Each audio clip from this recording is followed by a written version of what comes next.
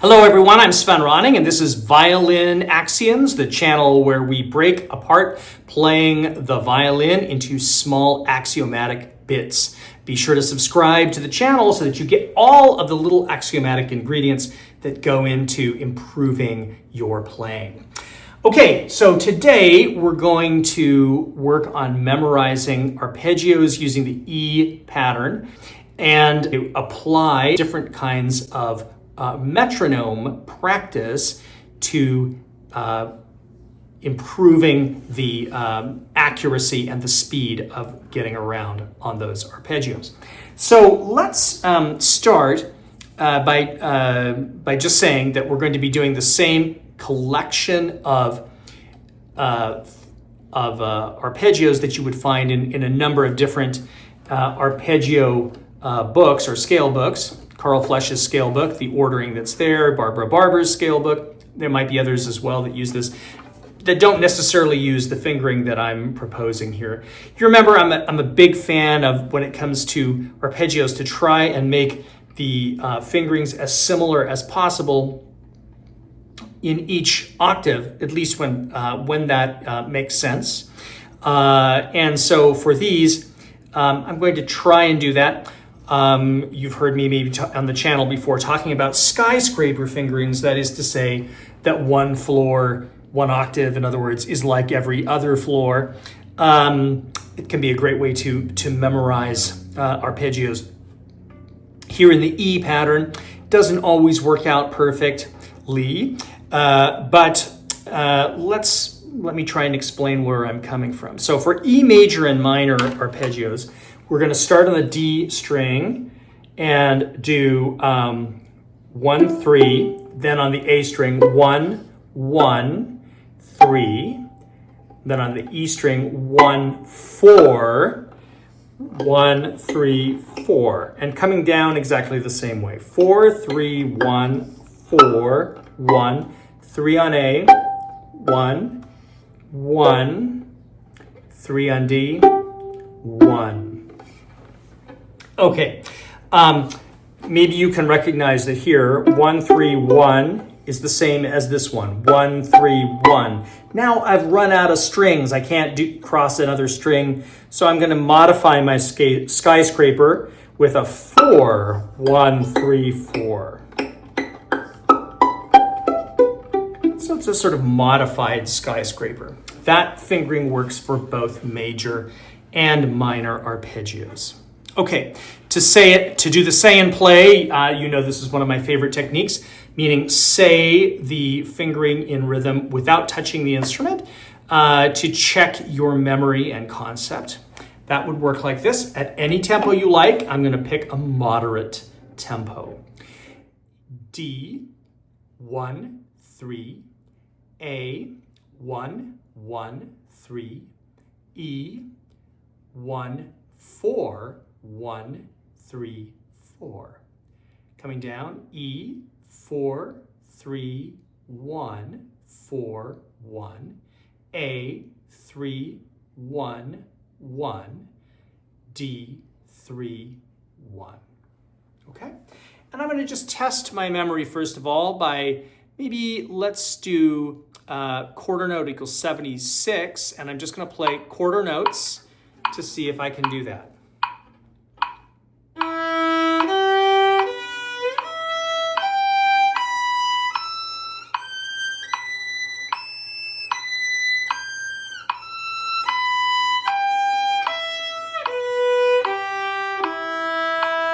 Same with major.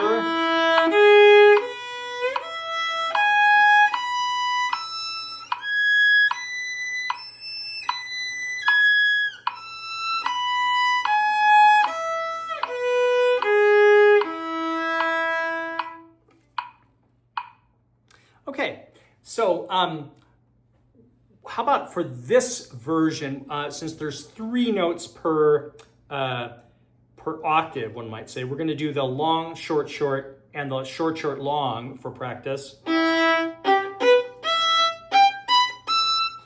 And we're going to do that starting slower and then getting faster. I'd like to remind you about a couple of other ideas that we've talked about on the channel before. and then maybe discuss one other last idea.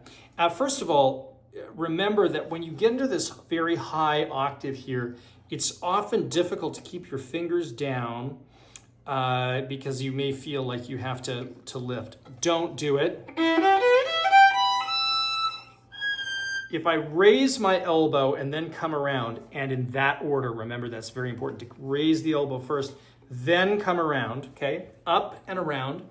That's going to allow me to reach more. If I still am having trouble reaching the greatest distance with that fourth finger, remember, even with the fourth finger, to reach in a little hoop rather than in a line, for whatever reason, reaching in a hoop just gives you a little bit more extendability. So, up and around and extendability. Remember that the thumb comes with you, but don't let the thumb come around on the side because getting it back down around the side on the way down can be difficult. So leaving it at the nape of the neck as you get to the top is going to help keep you in place. All right. One other thing with these is that this fingering, and many fingerings actually, of all sorts of music aren't uniformly easy or difficult.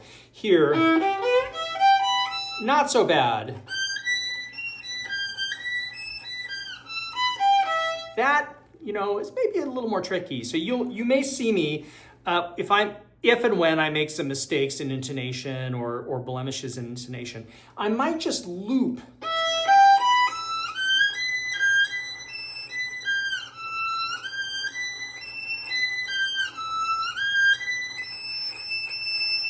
Loop the part that needs some help, right? Don't just go back and forth blindly, but instead focus in on the things that actually need some extra attention.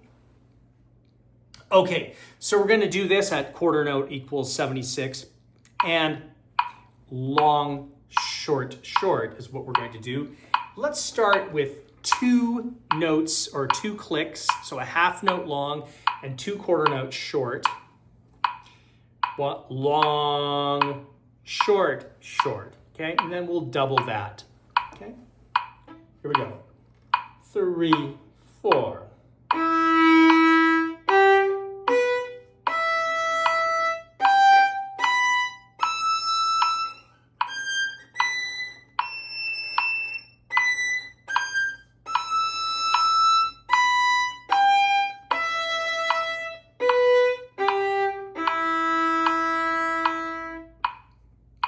Okay, now if I double that, long, short, short, long, short, short. 1 quarter for the long, half quarter per short, short.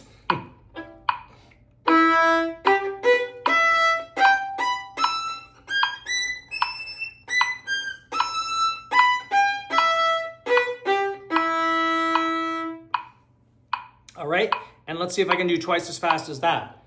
Long, short, short, long, short, short.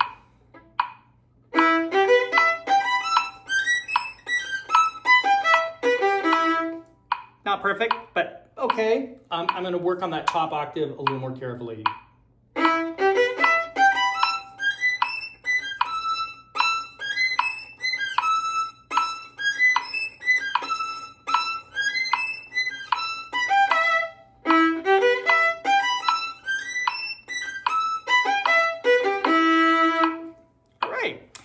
Now let's do the exact same process with the major arpeggio. It's the same fingering, remember, but now in mirror image.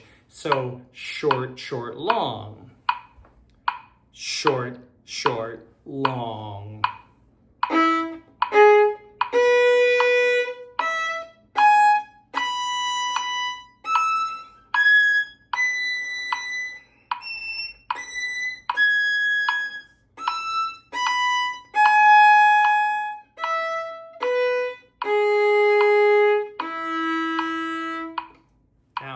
Short, short, long, short, short, long.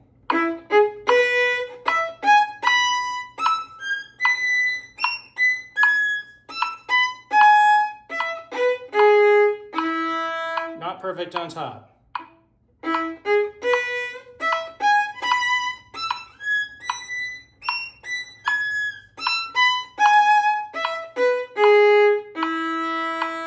could still be better on the top. And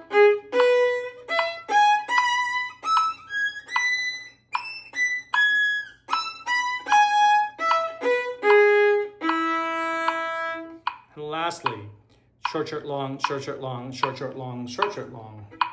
3, 3, 4.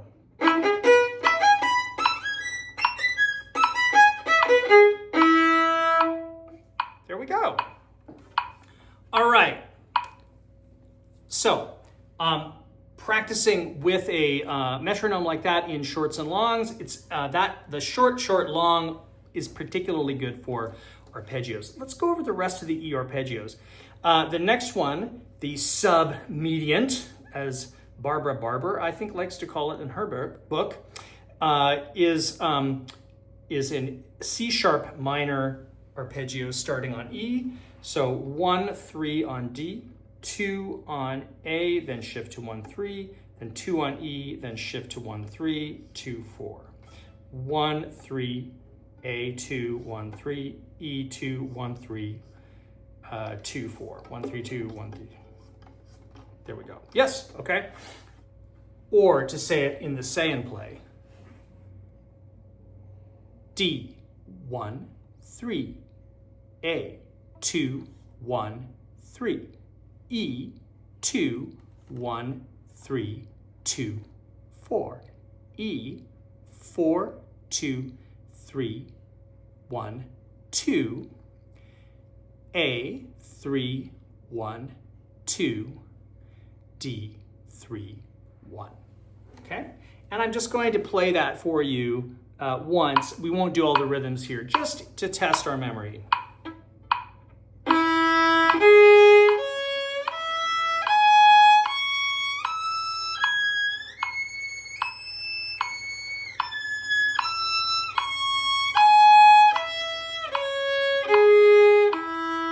Oops, sounds like I need a little looping on the top, right?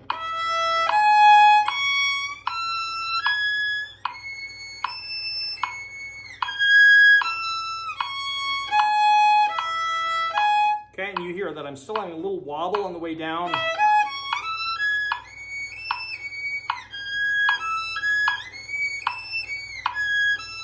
Maybe because I took my thumb around. Don't do that.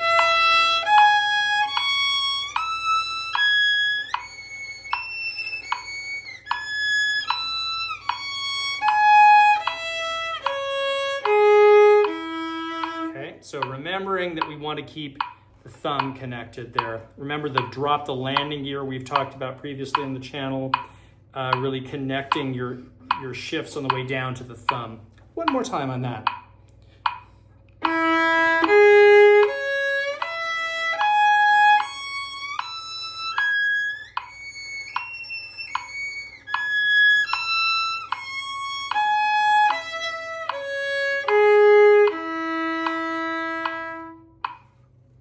All right. Going on to the subdominant is going to be 1, and this is going to be in the major and minor. So it's a let's see. I guess this is an A major arpeggio starting on E. Okay. So 1, 4 on the D string, then 2 on the A string, 1, 4, then 2 on the E string, 1, 4, 2, 4. Okay? 1, 4, 2, 1, 4, 2, 1, 4, 2, 4, 2, 4, 1, 2, 4, 1, 2, 4, 1. Mostly a skyscraper fingering, where each octave is either exactly like the other octave or at least rhymes with it in some way. But now, to do it in say and play method, here we go. D, 1, 4. A, 2, 1, 4. E, 2, 1, 4, 2, 4.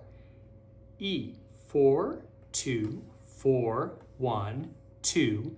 A, 4, 1, 2. D, 4, 1. Wow, I almost hesitated there. Let me do it one more time. D, 1, 4, A, 2, 1, 4, E, 2, 1, 4, 2, 4. E, 4, 2, 4, 1, 2.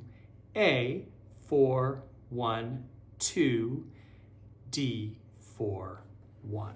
Okay, we're just going to do this one in the major and minor version at quarter note equals 76.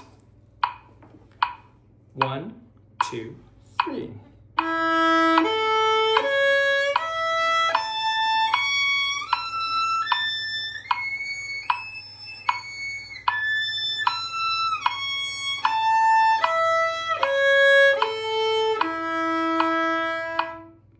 All right, now we'll do the same in minor. E, A, C natural.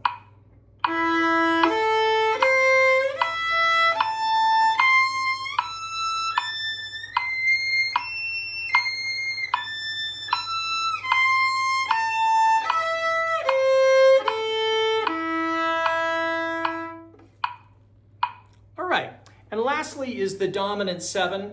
And in this case, it is almost a skyscraper fingering. Okay, on the D string, sounds like this, first of all minor thirds, so E, G, B flat, D flat.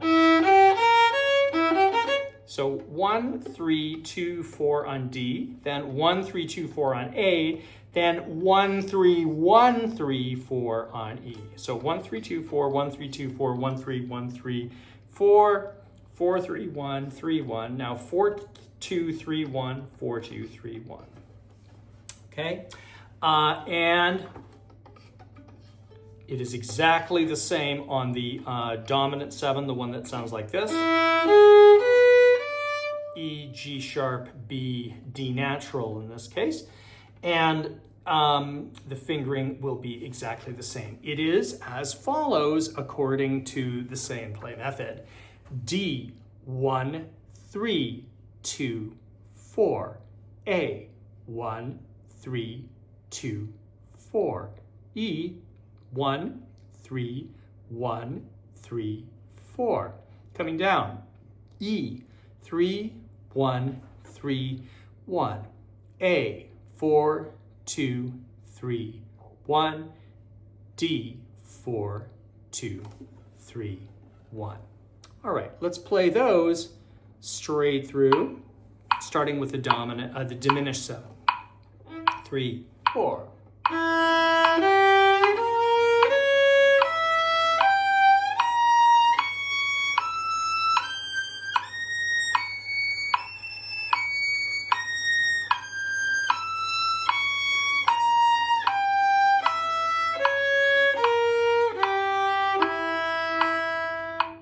And then the dominant 7.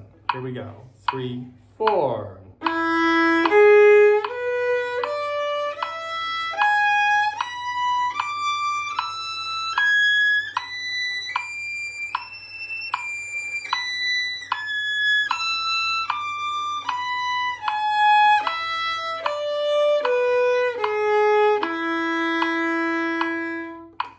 Okay, so to summarize today, we looked at arpeggios. We worked on the say and play as we have done with the other arpeggios and scales. We worked on them using the long, short, short, long, short, short, or the short, short, long, short, short, long rhythms. And given that there's maybe a little more treble right at the top, some tight real estate up there, we can loop just one octave back and forth until we get that more the way we need it to be. All right, that's it for all the scale patterns. We've covered them here on Violin Axioms. We'll expand beyond those 4 patterns at some later date on the show. But for right now, we're gonna leave scales for a little while, and I'll see you in the next one. Bye.